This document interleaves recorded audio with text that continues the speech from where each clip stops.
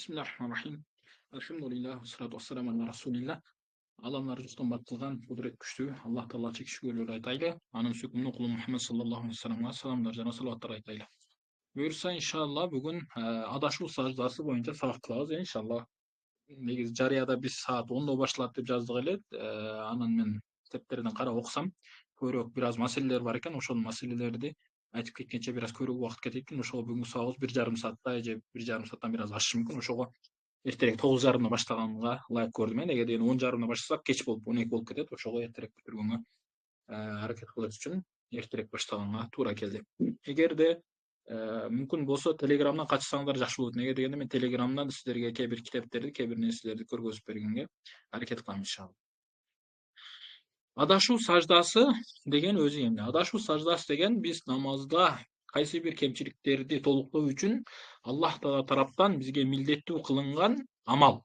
Ушуну адашуу саждасы дейбиз. Бирок кайсы нерселерди толуктаса болот, кайсы нерселерди толуктаса болбойт, ошолор боюнча иншалла биз сөз кылабыз. Неге дегенде намаздын рүкүндөрү жана шарттары бар да, эгерде аларды биз таштап кетсек, ал нерселер толукталбайт. Ал нерсе менен намаз бузулат.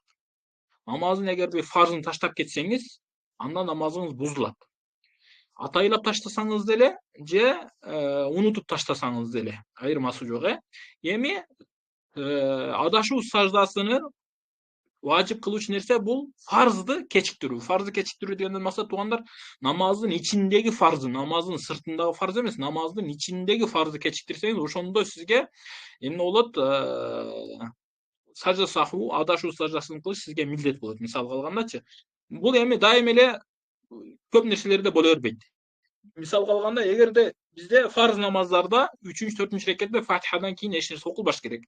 Эгерде окуп койсоңуз, сажда сах кылыш керек, жок кылбайсыз. Неге? Анткени кыям, намаздын ичинде турган бул эме эмес. Бул фарзды кечиктирүү эмес. Неге дегенде кыям махаллу лил кыраа деп айтылат. Кыямда турган бул окуса болот. Бирок окуса болот деген сөз түрү окуш керек экен сөз. Эгер окуп койсоңуз, адашып же кайсы бир себептен окупай отурган болсоңуз, анда ал жакта эмне сажда сах кылып бербейсиз. Ушул сыяктуу кээ бир орундар бар. Ал жактарда биз сажда сах кылсак болот, кылсак болбойт жана башка деген. Ал эми жөнөкөй адамдар, көпчүлүк адамдар ойлойт экен, эгерде фарзды кечиктирсең сөзсүз түрдө кылыш керек. Важип таштасаң же важипти кечиктирсең сөзсүз түрдө кылыш керек. Жок, андай эмес. Бизде анан негизи кайдалардан тууру. Эгер фарзды кечиктирсең, негизи кайда ушундай, бирок дайыма эмес. Кээ бир важиптерди таштоо менен дайыма сажда сах болбойт. Мисалга алганда, тамаънина деген бар. Тамаънина деген эмне? Рүкүүгө барганда тынч болуп рүкүү кылуу. Саждага барганда тынч болуп сажда кылуу. Ушуну эгер таштап кое турган болсоңуз, анда эмне сажда сах кылыш милдеттүү эмес. Туура сиз күнөөкөр болосуз же башка бир нерсе, жана башка кемчиликтер болот, карахия деген нерселер бар. Алар болот, бирок аны менен сажда сах сизге милдет болбойт дегендейчи. Эгерде бир адам сажда сах аткарбай койсо намаздын ичинде, анда эмне болот? Анда бул адам намазын кайтарып бериш керек болуп калат. Эгерде бир адам атайлап кыла турган болсо, анда бул адам күнөөкөр болот. Бир важип таштасачы.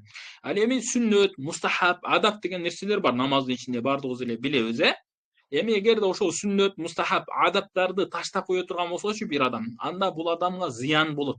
Мисалы, эгер сүннөт муаккадаларды таштай турган болсо, намаздын ичинде өзү билген же билбеген абалда таштаса деле, эмне бул адам жемеленет.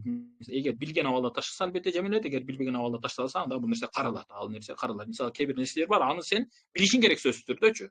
Билбесең, ал сенин күнөөң. Ошол себептен сен кылбай жүргөн болсоң, ал сенин күнөөң да, сага гана өкүнүч болот деген сыяктуу сөз. Ошол сыяктуу эле дагы башка маселелер.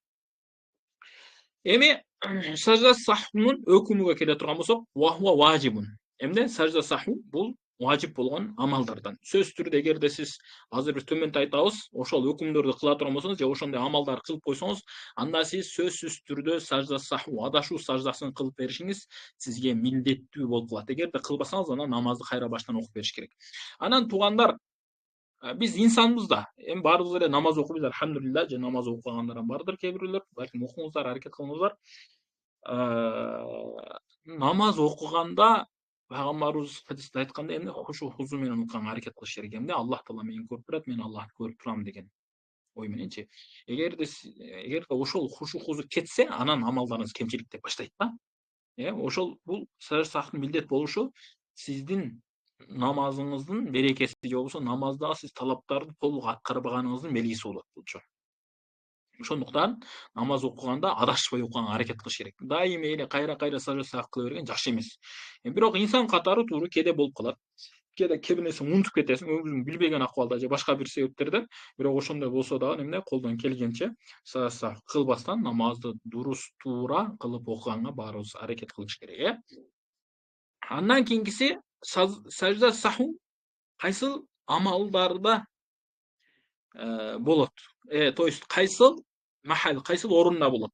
Кээ бирөөлөр салам берип сажда кылыш керек же салам бербестен эле сажда кылса болобу деген маселе бар. Бизде хадистерде келгенде алымдарыбыз да маселелерди айткандай, саламга чейин да сажда саху кылса болот. Сажда саху дегени кандай туугандар? Адашуу саждасы дегенди эң аягында, 2 рекет болсо 2 рекеттин эң аягында ат-тахиятты окугандан кийин оң жака салам берип туруп, анан 2 жолу сажда кылабыз. Сажданы баягы кадимки деле Аллаху акбар, анан 3 жолу Субхана роббиял а'ла эмени айтып, өзүнүн зикирин айтканыбыздан кийин 2 жолу сажда кылып, кадимки деле сажда кылабыз, анан отуруп кайрадан ат-тахият, кайрадан салам, анан оң жака сол жака салам берип бүтүрүп коебуз, Ушул сажда сахтын болуусу ушундай эле.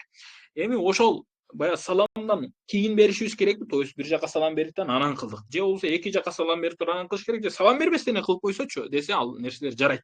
Болгону эң жакшысы биздин Ханафи мазхаб боюнча эң жакшысы бул оң жака салам берип туруп анан кылып койгон эң жакшы. Эгерде өзүңүз жалгыз окусаңыз, аял киши болуп же болбосо эркектер кээ бир учурларда жалгыз окуп калсаңыз, анда эмне экен 2 жака тең салам берип туруп, анан 2 жолу сажда кыласыз, анан кайрадан ат-тахият, кайрадан салам, кайрадан дуа, салават окуп, кайрадан дуа, анан оң жака сол жака анан салам берип ушинтип бүтүрүп койгон эң жакшы болот.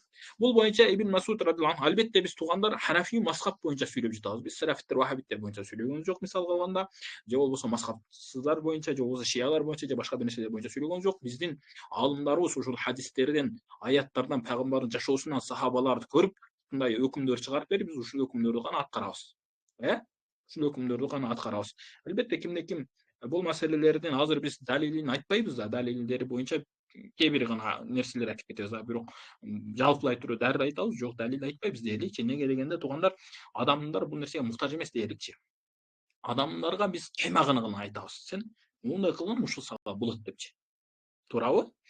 Мисалы, мектепте бир китептин, алифбе китебин дейли жаңы келген балага.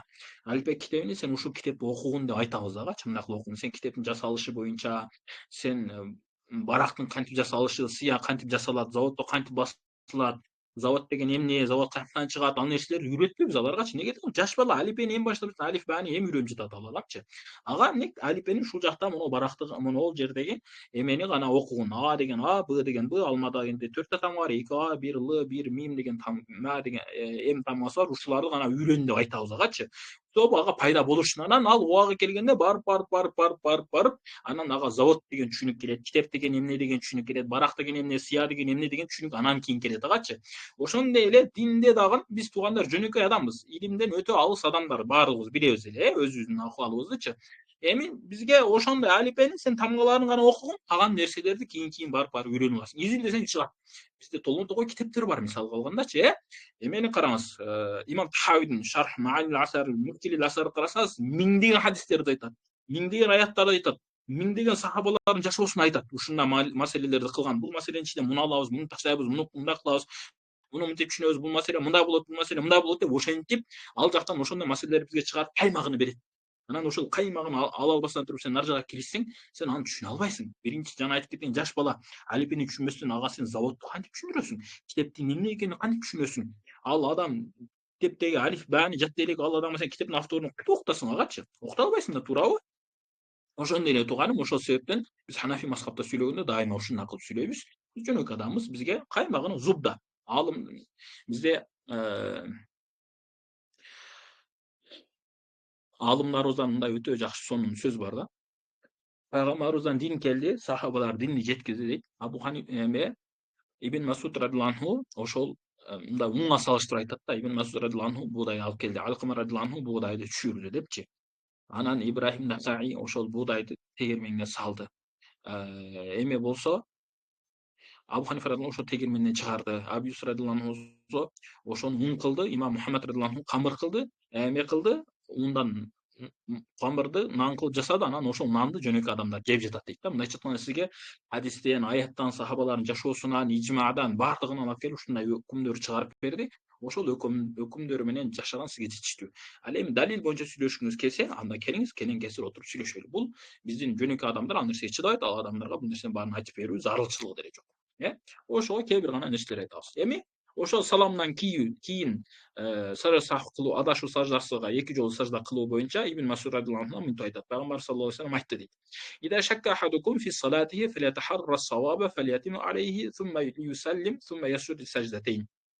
Силерде дейт кимде ким эгер намазында шектенип кала турган болсо, анда ал кайсысын туура деп ойлойт. Анда ошонусуну кылсын да, ошону бүтүргөндөн кийин 2 жолу салам берсин, анан 2 жолу сажда кылсын дейт. Сажда адашуу саждасын айтып берип жатат. Башка хадисте Абу Хурайра радhiyallahu anh айтат: "Инна Расулуллах саллаллаху алейхи вассалам сумма сажда саждатай саху ва хуа жарисун сумма саллама" дейт. Дейт Пайгамбар саллаллаху алейхи вассалам салам берди, анан 2 жолу адашуу саждасын кылды, анан ал отурган абалында анан салам берип намазын бүтүрдү деген айтып жатат. Кийин ани Имран ибн Хусайнин радhiyallahu anh айтат: "Инна Наби саллаллаху алейхи вассалам салла саласан сумма саллама". Пайгамбар дейт 4 рекет намаз эдет, 3 рекет окудан салам берди дейт. Анан артында Хирбак деген радhiyallahu anh бир сахаба бар да, ошол айтып жатат: "Иннака саллата саласан фасалла бихим ракат бакията сумма салам". Ошол Хирбак деген сахаба айтты: "Аллахтын элчиси, сен 3 рекет окуп койдуң" десе, пайгамбарыбыз дагы 1 рекет улады дагы, анан салам берип, анан 2 жолу сажда кылып, анан кайра салам берип, ушинтип намазын бүтүрдү деп айтат. Эми бул жакта намазда сүйлөгөн болбойт, албетте намаз бузулат. Болгону бул алдын, то есть сүйлөө намазда алдын сүйлөгөнгө уруксат эди. Бирөө келсе салам алейкум, алейкум салам деп жооп берген мүмкүн эди. Кийин Аллах тараптан тыйылды. Намазыңарда сүйлөбөй тынч тургула деп Аллах тараптан баян келди. Кийинкиси сажда сахудан кийин эмне кылабыз десе, жана жогору жакта айтып кеткендей, сажда 2 жолу адашуу саждасын кылганыбыздан кийин эмне кылабыз? Кайрадан аттахият, кайрадан салават, кайрадан дуа окуш бизде сүннөт болот. Кайрадан ушуларды окушчу. Андан кийинкиси эми кайсыл нерселерден адашуу саждасы милдет болот. Сиздердин алдыңыздарга китеп чыктыбы? Бул китепти мен даярдап жатам, иншалла бир убакыт келгенде басып чыгарабыз буюрса. Кайсыл учурларда сажда сахву милдет болот. То есть кайсыл мындайча айтканда кайда эрежелер айтабыз, кийин буга эмне түшүндүрмөлөрдү айтабыз биринчичи. Эң биринчи маселелерден важип амалды таштоо менен болот. Мисалга алганда, эгерде сиз Фатиханы бизде намазда окуу важип. Эми эгерде Фатиха окубай койсоңуз, же мисалга бизде зам сүрө окуш важип. Эгер зам сүрө окубай койсоңуз, анда эмне экен? Сажда сахву адашуу саждасын кылышыңыз милдет болот. Важипти өзгөртүү. Мисалга алганда, намазда важип амалдар бар, ошону өзгөртүп салдыңыз. Мисалга алганда, жана айтып кеттик, биз Фатиха сүрөсүн окуш важип дедик, эми ошол Фатиханын ордуга сиз башка сүрө окудуңуз. Мисалга алганда, Ихлас сүрөсүн окудуңуз да, Ихластан кийин Филак Насты үчөөнү окудуңуз, бирок Фатиха окубадыңыз. Анда эмне болот? Фатиханы өзгөртүргөнүңүз үчүн сажда сахву адашуу саждасын кылып беришиңиз керек болот. Фарзды кечиктиргендик үчүн буну билебиз. Мисалга алганда, 2-чи рекеттен кийин 3-чү рекетке турууда биз аттахияттан кийин дароо турушубуз керек. Эгер аттахияттан кийин, аттахият сөзүнөн кийин баягы аттахият окуу бар, аттахияту лиллахи ва салават ва таййибат ва саламу алейка деген. Ошонун аягында эгер салават кошуп жиберсөңүз, анда эмне кыласыз? 3-чү рекетке туруу фарз да, ошол фарзды кечиктиргениңиз үчүн адашуу саждасын кылып беришиңиз керек. Жана башка дегендейчи, буларды азыр кенен кесир карайбыз албетте мисалдары менен. Болгону бул жакта жаттоого жеңил болуш үчүн ушуларды жазып бердим сиздергечи. Кийинкиси фарзды эрте аткаруу. Фарзды мисалга алганда, 3-чү рекетти сиз 2-чи рекеттен кийин кылышыңыз керек да, эми сиз ошол 3-чү рекетти 2-чи рекеттен алдың окуп алдыңыз деп коелу, мисалычы, жана башка ушундай. Рүкүндү кайталоо, мисалга намаздын ичинде бир фарз амал бар, ошону кайталап аткарып алуу. Мисалга алганда, намазда 1 рекетте бир эле рүкү кылыш керек. 2 жолу рүкү кылып салдыңыз. Же болсо 2 сажда кылыш керек да 3 сажда кылып салдыңыз. Не болот? Сажда сахву кылыш милдет болуп калат, Имамдын адашуусу муктадиге. Муктади деген ким? Намаздын артында уюп окуган адам. Ушул намаздын артында уюп окуган адамга милдет болот. Мисалы, имам адашса, сиз муктади адам адашпасаңыз деле артынан уюп окушуңуз милдет болуп калат. То есть имам адашты, сиз анын артында уюп жатасызбы, значит имам адашса, анын артынан дароо сажда сахву адашуу саждасын аны менен кошо кылышыңыз милдет болуп калат. Мейли сиз намазга кечигип келген болсоңуз, мисалы, азыр куфта намазы Кыргызстанда бүтүп калдыбы, билбейм. Ошол куфта намазда мисалы имам окуп жатты. Биринчи рекетте имам адашып кетти. Сиз 4-нчү рекетте келдиңиз. 4-нчү рекетте келип кошулдуңуз, анан имам аттахият окугандан кийин салам берип саждага кетти. Сиз эми ушул жерде имамга кошулбай сажда кылбастан туруп кетсеңиз болобу? Жок, болбойт. Имам менен кошуп саждага барып адашуу саждасын кылышыңыз керек. Неге дегенде имам биринчи рекетте адаштыбы, сиз дагы азыр ошого кошуп кылып беришиңиз керек. Жана башка намаздын рекеттеринде көп шектенип чечкиндүү боло албаса. То есть намазда сиз шектенип калдыңыз. 3 рекет экенин билбедиңиз, 4 рекет экенин билбедиңиз. Эмне ушул учурда сажда сак кылып бересиз. Булар боюнча азыр иншалла дагы кийин кесир айтабыз. Эми кийинкиси фарздарды билбеген абалда, могул жер бираз катуу болуп калыптыр. Билбеген абалда өз ордунан өзгөртүү. Эгерде өз ордунан өзгөртүү деген кандай? Мисалга алганда, фарздарды өз ордунан өзгөртүү. Азыр келет буга мисал, азыр эстей албай жатам. Эми ушул маселелерди билиш үчүн биз эң биринчи намаздын ичинде канча фарз, кайсы важиптерди билишибиз зарыл. Мисалы бул жакта мына атай жазып кетти, сажда сах милдет болуу үчүн фарз амалдары кечиктирүү жана важип болгон амалдарды таштоого байланыштуу болгондуктан биз адашуу саждасына байланыштуу фарз жана важип амалдарды төмөндө келтиребиз. Намаздын ички фарздары, намаздын сырткы фарздары барбы?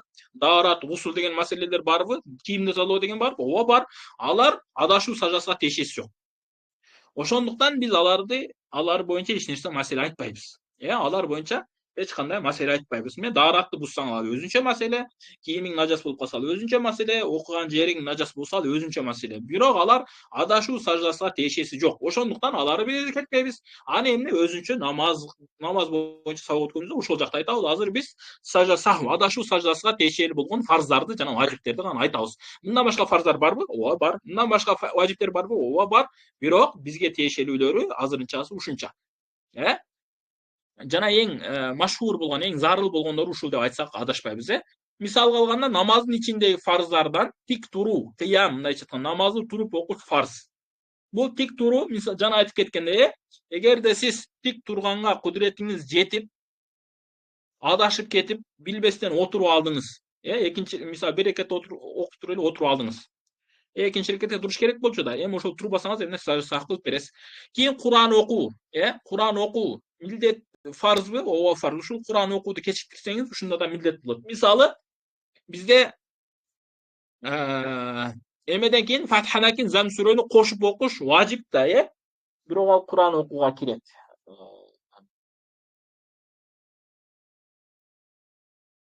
Мисалы макул ошону айтып турелы, кыраатка кирет, ал делечи. Ошол Фатихадан кийин 3 аят окуганчалык үн чыкпай туруп калдыңыз. Мисалы сүрө издедиңиз. Мисалы көбүнчөсү карыкелерде болот. Карыкелер намазды окуп Фатиханы окуп бүткөндөн кийин кайсы сүрөнү окусам экен деп ойлонуп калат кээдечи.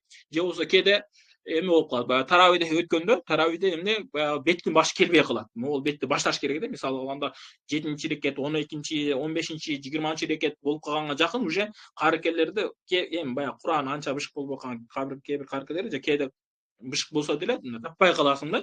Кайсы бетти окуш керек экенин, анан ойлонуп туруп ошол жерде 3 аят өтүп кете турган болсо, Фатихадан кийин Зам сүрөнү окуганга чейин, анда эмне болот? Сөзсүз түрдө сажда сак кылып бериш керек. Кийин сажда кылуу фарз. Эгер сажданы кечиктирсеңиз, мында дагы эмне болот? Милдеттүү болуп калат сөзсүз түрдөчү. Акыркы окуруу, аттахиятка отуруу, акыркы отуруу бул дагы фарз. Эгерде муну дагы кечиктире турган болсоңуз, анда эмне болот? Кечиктирүү дегендин өзүнүн эмеси бар, өзүнүн түшүнүгү бар. Ал боюнча дагы келет иншалла. Мында дагы эмне болот? Сажда сах милдет болуп калат. Кийинкиси бир рекетте бир эле жолу келүү үчүн. Мисалга бир рекетте бир эле жолу руку келет же намаздын башынан аягына чейин бир жолу келүүчү амалдардын тартиби менен аткаруу. Тартип мындайча намаз ичинде биринчи руку кылып, анан сажда кылыш милдеттүү да. Эми ошол руку кылбастан эле саждага өтүп кетсеңиз, тартипти таштаган болосуз, фарздычы. Фарз таштаган болосуз. Же кыраат бир рекетте бир жолу кайталанат ооба. Муну дагы кыраат кылбастан сразу рукуга кетиңиз. Рукудан кийин анан кыраат кылыңыз болобу? Болбойт. Жок. Неге дегенде бизде биринчи кыраат, анан руку, анан сажда, анан кыямга туруп, анан баягындай эле кайталоо менен аягында аттахият, анан ушинтип бүтүрүлөт. Акыркысы намаз окуучу өзү атайлап чыгуусу. Мындайча айтканда бул эмеге көп деле тиешеси жок экен, сажда аятка тиешеси жок экен. Муну өчүрүп салсак деле болот. Иншалла кийин карайбыз. Kitap пока dayar emas. Dayar bolup kalat jakында inşallah. Keyingi mesele vacip amallar tuuralı bayan. Biz orada farzlar ayttık. Ошонун içinden жетөөсү өзгөчө тиешелүү болот дедик, э. Vacip amallar tuuralı bayan. То есть намаз ичиндеги важиптерди билишибиз керек. Ошол намаздардагы важиптерди таштоо менен кээ бирөөлөрүнө эмне болот? Эмеси милдеттүү болуп калат. Адашуу сажданы кылуусучу. Namazdagi vacip amalların sani 21. 21 vacip amal var, e. Onu koyup alayın. Жақшырақ сызганга. Алардын ичинен кээ бирлери бардык намаз окугандарга жана бардык намаздарга тиешелүү. Мындай айтқанда 7 важип бар, ал 7 важип бардык намазга жана бардык адамдарга тиешелүү. Мисалы, аялдарга да, эркектерге да, жеке окугандарга, жамаат менен окугандарга дагы. Жана дагы фарзга дагы, важипке дагы. Мисалы, ал эми кээ бирөөлөр бар, алар 14, алар кээ бир гана намазга, мисалы, айт намаздарга гана тиешелүү важиптер бар. Жамаатка гана тиешелүү болгон важиптер бар, эркектерге гана тиешелүү, эркектерге деген болбой калат экен. Жамаатка гана деп коелу, жамаатка гана тиешелүү болгон ушундай важиптер. Жалпы важиптер, то есть бардык адамдарга жана бардык намаздарга тиешелүү болгон важиптер 7, алар булар. Биринчиси такбир тахримада Аллаху акбар деп айтуусу. Аллаху акбар сөзүнүн ордуга сиз Аллах же Аллаху ажал же Аллаху а'лам деп баштасаңыз намазыңыз фарз катары дурус, бирок важип сөзүн калтырган болосуз. Аллаху акбар деген сөздү айтпасаңыз важипти калтырган болосуз. Ошондуктан сарп кылып бериш керек болот. Кийингиси биринчи отуруу, ат-тахиятка отуруу, ушул дагы важип. То есть баягы 3 рекеттүү же 4 рекеттүү намаздарда биринчи ат-тахиятка отуруу ушул важип. Эки отурууда тең ат-тахиятты айтуусу, ат-тахияттын сөзүнү айтуу. Ат-тахиятты айтуу деген ат-тахияту лиллахи ва салават ва таййибат. Ошол ат-тахияттын калималарын айтуу важип. Биринчи ат-тахиятта дагы, экинчи ат-тахиятта дагы. То есть биринчи отурууда дагы, анан аягындагы отурууда дагы ат-тахияттын өзүн окуу важип. То есть ат-тахиятка отуруу важип эде биринчи ат-тахият. Ал эми ат-тахиятта ат-тахияттын калималарын окуу бул дагы важип. Ал эми акыркы отуруучу бул важип жок, фарз. Жогору жакта айттык, акыркы каада, мынакей акыркы отуруу, акыркы каада, ушул фарз деп айттык, Кийинкиси рүкү жана саждада тынчтануу, томаънина, рүкүдө тынч туруп, анан кайрадан туруу. Саждада башты жерге тийгизип, ичине тынчтанып, анан туруу. Ушул нерсе томаънина, ушул да важип, бирок бул нерсе үчүн сажда сах милдет болбойт, азыр айтабыз дагы. Ар бир фарзды өз ордунда аткаруу. То есть ар бир фарзды өз ордунда аткаруу важип. Мисалы, кыраатты кыямда. Эгер рүкүдө окуп койсоңузчу, анда сажда милдеттүү болбойт, бирок башка орундар бар, ошолордо милдеттүү болот. Ал боюнча келет иншалла. Ар бир важипти да өз ордунда аткаруу, важиптерди да өз ордунда аткаруу. Мындай айтканда, биринчи важипти, биринчи Фатиханы окуп, анан Зам-сүрөнү окуш, мисалычы. Намаздан салам сөзү менен чыгуу, намазда ассаламу алейкум деп айтуу ушул важип. Намаздан жана жогору жакта айтпадыкпы? Фарзы намаздан атайлап чыгыш фарз. Атайлап чыгыш деген мындай, атайлап сүйлөп чыксаң да намазың дурус болот. Намаз бүткөндөн кийин эң аягында. Ал эми ортосунда сүйлөсөң намазың бузулат. Аягында атайлап сүйлөп же болбосо атайлап туруп кетсең же атайлап башка жака басып кетсең намазың сыхха катары дурус, бирок важиптер таштаган үчүн күнөөкөр болсун, кайра башынан окуп бериш керек болот. Өзгөчө важиптер айрым адамдарга же айрым намаздарга, кээ бир адамдарга же кээ бир намаздарга гана тиешелүү болгон. Айрым деген сөздү өзгөртүш керек экен кыргызчага, Кыргыз тили да сөзгө бай экенчи. Китеп жазгандан билинет экен негизичи. Айрым кээде караңыздар, бирок кайсы сөз кайсы учурда колдонуш билбейт экенсиңер, субханалла. Биринчи эки рекетте кыраат кылуу үчүн дайындоо. Биринчи эки рекетте, то есть биринчи бизде намазда эки рекетте кыраат кылуу фарз. Бирок 3-4 рекетте кыраат кылсаңчы, фарз аткарган болосуң, важипти калтырган болосуң. Важиби биринчи, анан экинчи рекетте Фатиха менен Зам-сүрөнү окуш важип болот. Ал эми 3-4 рекетте Фатиханы окуш мустахаб. Сүннөт амалдардан кечиресиздер. Биринчи эки рекетте Фатиха окуу, биринчи эки рекетте Фатиханы окуу, бул да важип. Фатиха бир жолу гана окуулуусу, Фатиханы бир жолу гана окуу, бул да важип. Эгер эки жолу окусаңыз, сажда сак кылып бересиз. Фатихага Зам-сүрө же 3 кыска аят же 1 узун аят кошуу, бул да важип. Зам-сүрө деп коебуз, биз Зам-сүрө деген сөз түрү биз сүрө бол шарт эмес. 3 кыска аят, же болбосо 1 узун аят болсо да болот, Бешинчиси Фатиха сүрөсүн Зам-сүрөдөн мурда окуу, бул бешөө кыраат милдет болгон адамга тиешелүү дейт. Зам-сүрөнү Фатихадан кийин окуш, анан ошого кошуп окуш дагы важип. Алтынчысы витр намазында кунут окуу. Витрде кунут окуш важип. Эгер кунут дуасын окуп алсаңыз, кунут дуасы дегенден максат туугандар дуа, кунуттагы дуа. Себеби кунут дуасы бир канча сыйгалар менен келет да. Ошол витр намазында витр намазында дуа окуп алсаңыз эмне ажип болуп калат сажда. Үн чыгарып окуучу намаз баягы бирок кунут дегенде баягы биз Орто Азияда окуп жүргөн Ханафи мазхабынын Ханафи мазхаб субханалла кунут дуасы кыскасы дуа деп коелу, дуа гана туугандар. Неге дегенде кунут дуасынын бир канча сыйгасы бар. Биз билген көбүнчөсү Аллахумма инна настаинука ва настагфирука ва настахдика деген ошол дуа. Ал эми мындан дагы башка дуалар бар хадисте, ооба бар, ошолордун башкасын айтса да болот. Именно биз айткан дуаны айтыш шарт эмес. Болгону ошол жакта дуа окуш ошол важип. Үн чыгарып окулуучу намаздарда үн чыгарып окуу жагыр. Үн чыгарып эмеде багымдатта бул эркектер үчүн, жамаат үчүн. Аялдар дайыма үн чыгарбай окуйт. Багымдатта, шам, куфтанда. Үн катпай окуу керек болгон жерде иштен шыбырап окуу. Иштен окуучу жерлерде иштен окуу. Аялдар жана эмедер, эркектер пешин менен асырда дайыма иштен окуусу. Ушул жерде неге шыбырап деген сөздү коштук? Анткени шыбырап деген сөздү кошуудан максат туугандар. Кээ бир адамдар иштен окуш керек экенсе, оозуну кыймылдатпай эле жөн эле оюнан окуйт да. Бул окуу жарабайт. Сөзсүз түрдө ичиңизден окуганда деле оозуңуз кыймылдаш керек. Оозуңуз кыймылдаганда сырттан бирөө келип кулагыны сиздин оозуңузга койгондо сиздин окуганыңыз эшитиле турганчалык болсо ушул нерсе эмне иштен окуу болуп этибарга алынат. Ал эми баягындай биздеги кыргыздарда жөн эле ойдон окуп иштен оку десе үн чыгарбай кой, жок андай эмес. Үн кичине чыгыш керек. Кичине чыгыш керек дегенден максат мындай жаныңыздагы адам укпаш керек. Болгону оозуңуз кыймылдап билиниш керек окуп жатканыңызчы. Кийинкиси имам окуп жаткан учурда муктари унчукпай угуп турушу. Бул дагы важип.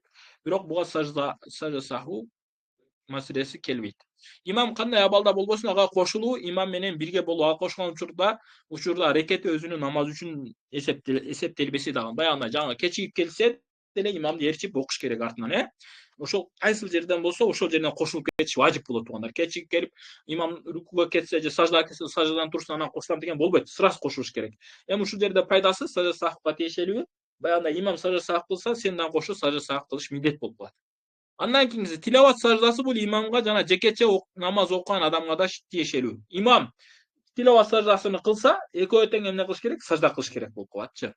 Бул тилават саждасы, Бул эмеге адашуу саждасына тиешеси жок. 2 айт орозо жана курман айт намаздарында кошумча такбирлер. Билесиздер, орозо айтта жана курман айтта эркектер кошумча такбир айтат. Ошол такбирлердин бардыгы важип болот. 2 айт намазында ашыкча такбирлерден кийин рүкү үчүн айтылган такбирлер. Бизде рүкү үчүн Аллаху акбар деп айтуу сүннөт амалдардан. Бирок именно айт намазда ошол 3 жолу Аллаху акбар деп айтканыбыздан кийин 4-чү жолу Аллаху акбар деп айтыш ушул эме